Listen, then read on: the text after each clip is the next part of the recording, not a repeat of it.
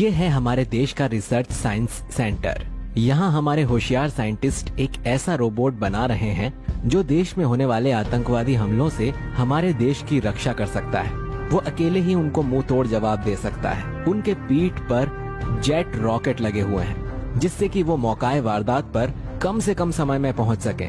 ये बात हमारे पड़ोसी मुल्क के आतंकवादियों को पता चलती है और वो रिसर्च सेंटर पर हमला कर देते हैं। हमारे भारतीय सैनिक और आतंकवादियों में मुठभेड़ होती है। पूरी रिसर्च सेंटर में गोलाबारी शुरू हो जाती है, लेकिन हमारे सैनिक शहीद हो जाते हैं और आतंकवादी रिसर्च सेंटर पर कब्जा कर लेते हैं। इन आतंकवादियों में से एक साइंटिस्ट होता है। वो अपने साथी को कहता है, मैं इस रोबोट में अपनी जरूरत के मुताबिक बदलाव कर सकता हूँ और उसे इस तरह शक्तिशाली बनाता हूँ कि वो इसी देश में आतंक फैला सके।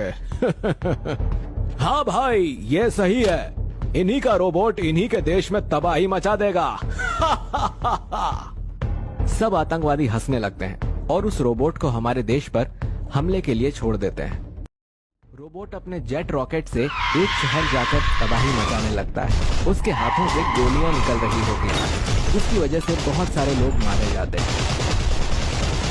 वो रोबोट लोगों को अपने पैरों के नीचे कुचलने लगता है। बड़ी बड़ी इमारतों को अपने हाथों से नीचे गिरा देता है। चारों तरफ अफरा तफरी मच जाती है। सब लोग डर जाते हैं। पुलिस भी वहां पहुंच जाती है और रोबोट को काबू करने की कोशिश करने लगते हैं, लेकिन वो रोबोट पुलिस वालों को भी मारने लगता है। वहीं रोशन अपने दोस्तों के साथ कॉलेज से घर जा रहा होता है।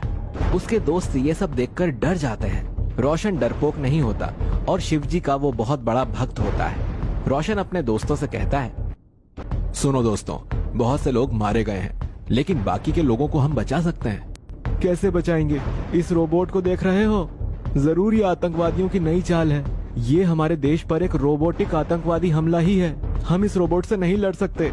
अरे मैं जानता हूँ हम इस रोबोट से नहीं लड़ सकते, लेकिन सब लोगों को किसी सुरक्षित जगह तो लेकर जा सकते हैं ना। चलो हम सब लोगों को उस बड़े शिव मंदिर लेकर चलते हैं। फिर रोशन और उसके दोस्त सब लोगों को शिवजी के मंदिर ले जाते हैं। वहाँ एक बुजुर्ग चचा होते हैं। सुनो, हम सब हर हर महादेव का जाप करते हैं। अब भोलेनाथ ही हम सबको इस दानव से बचा सकते हैं। भोलेनाथ ने हमेशा अपने भक्तों को ऐसे संकटों से बाहर निकाला है। मुझे विश्वास है कि आज भी भोलेनाथ ही हमारी रक्षा करेंगे। फिर सब लोग मंदिर में बैठकर हर हर महादेव का जाप करने लगते हैं। हर हर महादेव, हर हर महादेव, हर हर महादेव। और फिर सभी लोगों की प्रार्थना सुनकर शिवजी प्रकट हो जाते हैं और नागलोक से इच्छाधारी नागिन कालिनी को कैलाश पर्वत पर मिलने के लिए बुलाते हैं। कालिनी के आने के बाद, देखो कालिनी, इस यंत्र मानव रूपी दानव ने पृथ्वी पर आतंक फैला रखा है। निर्दोष मनुष्यों की हत्या की है। शहर को थोड़े ही समय में खंडहर बना दिया है। अब इसे दंड देने का समय आ गया है। मैं अपने भक्तों को और कष्ट में नहीं देख सकता।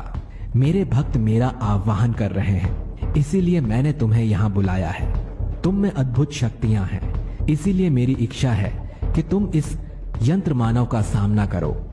अवश्य भगवान, आपकी इच्छा मेरे लिए आदेश है। मैं आपके आदेश का पालन अवश्य करूंगी और इन मनुष्यों को उस यंत्र मानव से बचाऊंगी। जाओ और उस यंत्र मानव को अपने कर्मों का दंड देकर मनुष्यों की रक्षा करो। यशस्वी भव। कालिनी उस रोबोट को रोकने के लिए उसके सामने आकर खड़ी हो जाती है। उसे अपने सामने खड़ा होकर रोबोट उसे अपने हाथों से पंच मारने लगता है। कालिनी भी रोबोट को पंच मारने लगती है। दोनों में घमासान युद्ध शुरू हो जाता है। कालिनी अपना आकार बड़ा कर लेती है और अपना फन निकालकर रोबोट को दंश करने लगती है, लेकिन रोबोट पर एक मशीन होने की वजह से कालिनी के विष का कोई असर नहीं होता। रोबोट अपने दोनों हाथों से कालिनी को पकड़कर उसे पटकने की कोशिश करने लगता है, लेकिन कालिनी अपनी पूंछ लंबी कर लेती है और रोबोट को जकड़ना शुरू करती है। उसकी लंबी पूंछ की वजह से रोबोट पूरी तरह से बंध जाता है। बंध जाने की वजह से रोबोट आग बबूला हो जाता है। वो अपनी आंखों से लेजर बीम निकालकर नागिन पर मारने लगता है और कहता है, इतनी आसानी से तुम मुझे खत्म नहीं कर सकती नागिन। मैं बहुत शक्तिशाली हूँ, पूरे शहर को तबाह कर दूंगा।